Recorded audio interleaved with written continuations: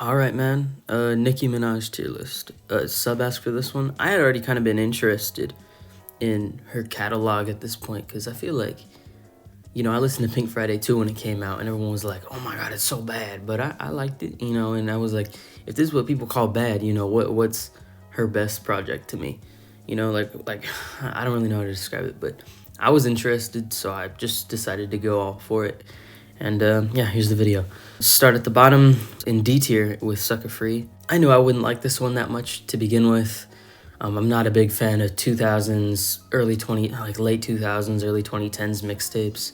Like Gucci, there's like a lot of Gucci Mane like vibes on here, bro. I just don't like Gucci Mane. I don't like those like mixtapes. I don't like the sound of this one.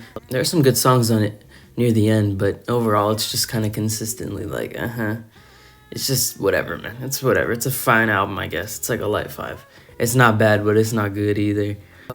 Above that, though, staying in D tier is Roman Reloaded. This would have been a good album if like the first few tracks were just kind of made like their own thing, like the first 10 tracks. Those are pretty good. But everything else after that just kind of falls into that weird dubstep kind of pop dance thing.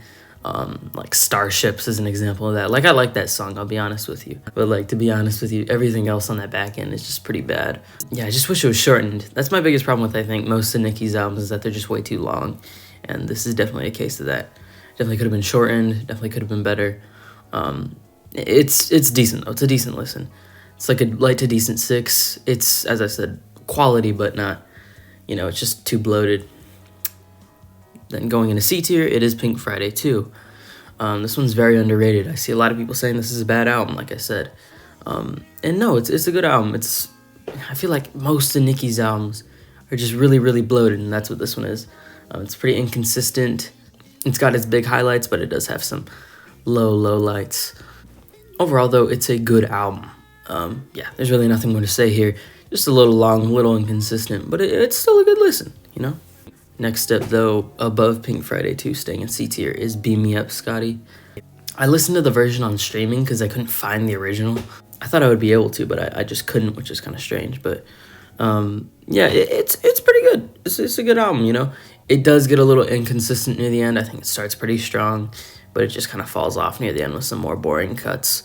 It's just another good album, though. It just suffers from the same bloated problem. It's a bloated album. It's good, though. It's a good album. I don't know if I rated Pink Friday 2, sorry. That's a light 7, and then Beam Me Up, Scotty is also like a light to decent 7. They're both just good albums. Then above Beam Me Up, Scotty is Queen. This is also just another good album. This album actually starts pretty good. It does fall kind of short near the end, though, as it does get kind of boring. But overall, this one's got some pretty high highs. Barbie Dreams is easily her best song, I'd say. It's just bloated. I can't drive that home enough. It's just bloated. That's literally it. I think it would have been like B or A if it wasn't so bloated. You cut down the weaker, more boring tracks, and you just kind of make it its own thing, make it like 40, 50 minutes, and it works. But yeah, no, it's too long, to me at least. Queen, though, is probably like a decent 7. It's a good album, but it's not like up there, Then in C tier still, above Queen is Pink Friday. This is a good album. I remember it being like 50 minutes long, too. It's like a decent length. The pop does sound a little dated, but I still found it to be pretty enjoyable. It's kind of a guilty pleasure of mine. Yeah, it's just a very fun album. I enjoyed it. I didn't think it was anything too crazy, but I thought it was a good listen, It's a fun album. Yeah, I enjoy it. It's like a decent to strong 7. I actually really liked it for some reason. Then going in B tier is The Pink Print. This is widely hailed as like her best album. I see a lot of people saying like, oh, this is probably her best.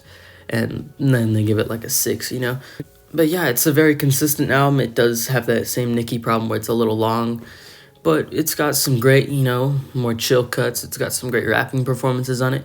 It's got Anaconda. That's a banger. I mean, like, come on, don't deny that it's a banger.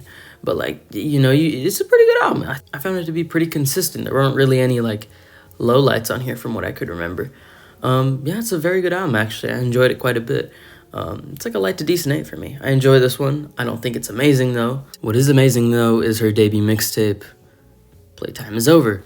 This basically just solves all the problems I had with all of her other albums. It's short. It's like 45 minutes long. It's got great production that does not get boring, and it's got great rapping, too. It's basically just an overall improvement on everything. Yeah, this is basically the perfect Nicki project. Yeah, it's very good, very consistent. If you haven't heard this, please listen. It's very underrated. I feel like no one talks about it. It's easily my favorite from her. It's like a light to decent 9 for me. I enjoy this one a lot. Yeah, it's very good. And there's my Nicki tier list. As I said, a sub asked for this one. I had fun doing this though. It was a cool discography. I think Nicki's pretty good. So yeah, share your rankings in the comments as always. Glad you made it this far in the video. And hope to see you in the next one, man.